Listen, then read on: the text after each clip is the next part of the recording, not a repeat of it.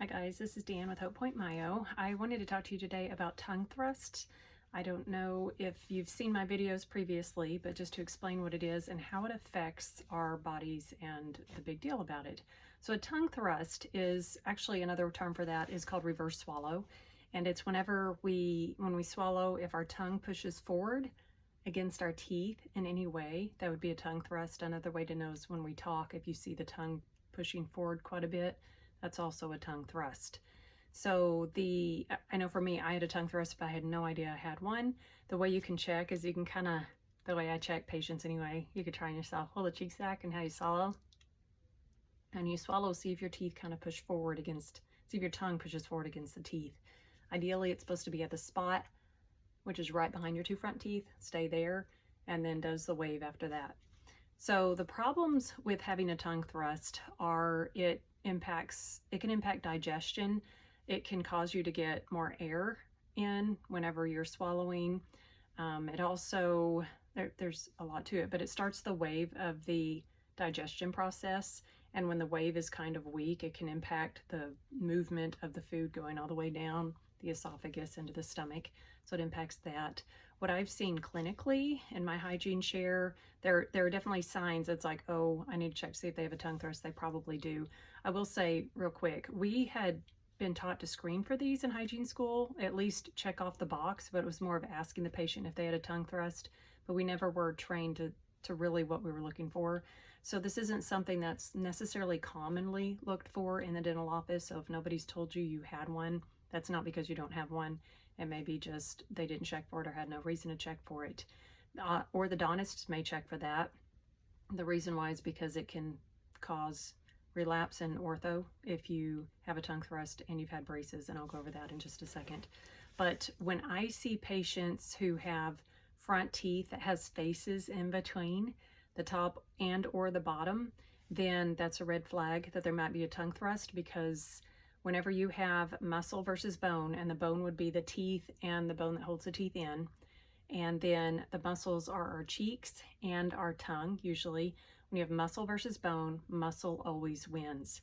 So the muscle of the tongue, which is several muscles put together, is pushing against your teeth every time you swallow, which is quite a bit all day.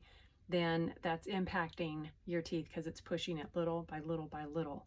So that can cause those teeth over time just to kind of flare and have those spaces. Now, if you had braces and it brings those all back, straightens everything out, but the tongue thrust isn't corrected, then if you stop wearing your retainer, the tongue's just going to keep pushing and it's going to keep pushing those teeth back.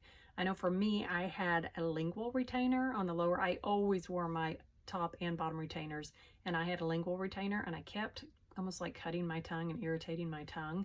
And so I had it removed after like 20, 30 years. And I thought after that long, surely my teeth aren't going to move. But sure enough, I could feel it. They did. It impacted a lot. It felt weird. Like looking at it, you can't tell so much that they moved, but I could tell it in my mouth and the way I was talking and everything. But I had continued to have that tongue thrust that I had no idea that I had. So ideally, you would have it corrected before you got braces. Some orthodontists are aware of this. Some will check for it.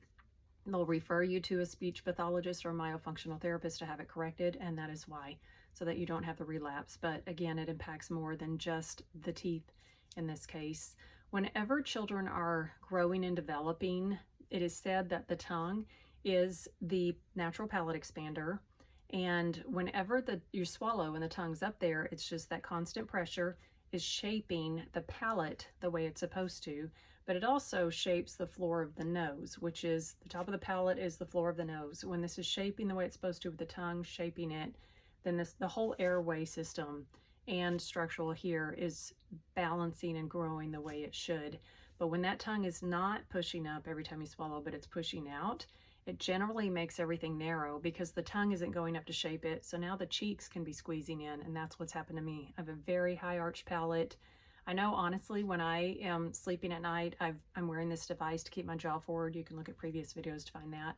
I can literally like blow my cheeks out, and it kind of pulls my cheeks away from that. They just get so stuck in there, but that's just sleeping for me. But for swallowing, it's the same. Whenever that's moving forward, then the only other muscles impacting the side to side lateral are your cheeks. And so everything can grow narrow and can grow forward, but maybe not grow forward. I've also seen children with a jaw that's like this from a tongue thrust. And I have seen a girl, a teenage girl, she went through ortho. To me, this is heartbreaking. Went through ortho. She had that, they corrected it. And now she's not wearing a retainer and her jaw is going back. Right now it's like end to end. Teeth are end to end. They shouldn't be like that, because if they stay like that, they'll wear each other down over time and you'll have half teeth. That's bad. They should fit like a shoebox like this, where they're not, the front teeth anyway, where they're not hitting.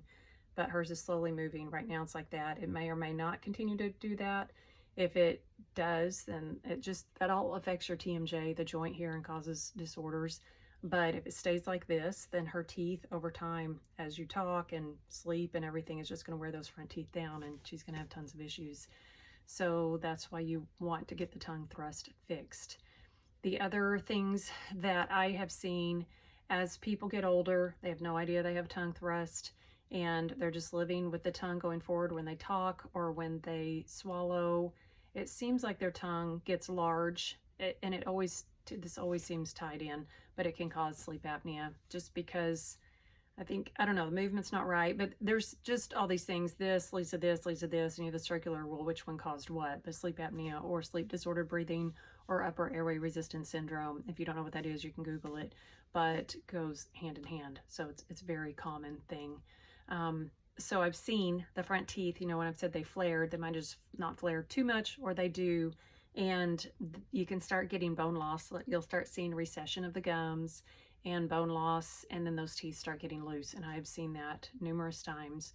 They've had a tongue thrust, and because of the constant movement on those teeth, constant flares them out, and then the constant wiggle back and forth. It's like when you wiggle a tooth to pull it, it's doing that. The bone is getting down. It's kind of like a fence post in the dirt. When you wiggle it, the dirt around it's going to get looser.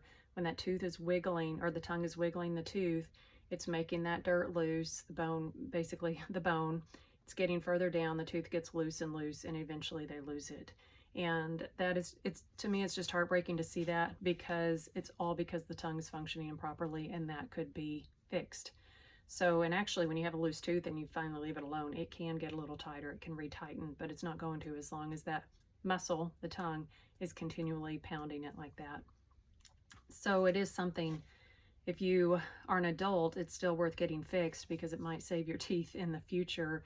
If you're a child and you see that, or you see that in your child, then it can impact the growth of their palate and their face, and you definitely want to get that fixed. I have personally seen, I feel like for everybody that I've screened for a tongue thrust, they have a tongue tie. That might not be accurate, might not go hand in hand, but that has been my experience. They seem to go hand in hand from what I've seen. Tongue ties lead to tongue thrust. And the reason why on that is, if you have your tongue here and it's tight because this frenulum is pulling it down, then naturally it would come up to swallow, and you do that. Well, if this is pulling it down, then the natural force is this way instead of up. So that's why a tongue tie can be pulling it down. And when I say tongue tie, again, you can look back at previous videos. Most people have like some sort of, they have a frenum, which is this piece right here. Mine has been cut, so mine isn't as prominent as it used to be. But whenever that piece, if you raise your tongue up and that's really tight, that can be what's causing the tongue to go up, but instead it keeps it down, so then it naturally pulls forward, which would have been something that probably would have started when you were an infant, just because it's the natural motion. I had no idea I had one. I've said this before. When I would drink through a straw, I would choke all the time. I just did now, because when I'm not focusing on what I'm doing, you end up getting it down wrong. I was trying to step over something, drank through a straw, and I thought I was going to die because I was choking so hard.